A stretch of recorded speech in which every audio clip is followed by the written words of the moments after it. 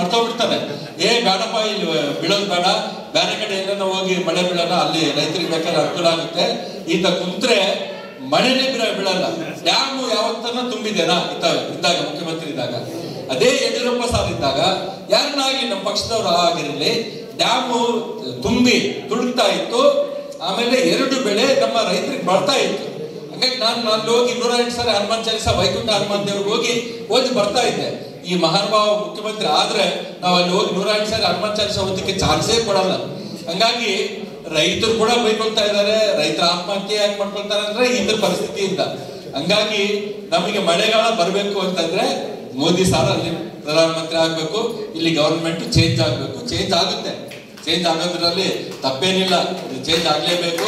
Change ಆಗ್ಲಿಲ್ಲ ಅಂತಂದ್ರೆ ಮತ್ತೆ ಇನ್ನ 4 ವರ್ಷ ನಾವು ಇದೇ ವ್ಯವಸ್ಥೆ ಇರುತ್ತೆ, ನಾವೆಲ್ಲ ಕಷ್ಟಗಳು ಬೀಳ್ತಾನೆ ಇರ್ಬೇಕು.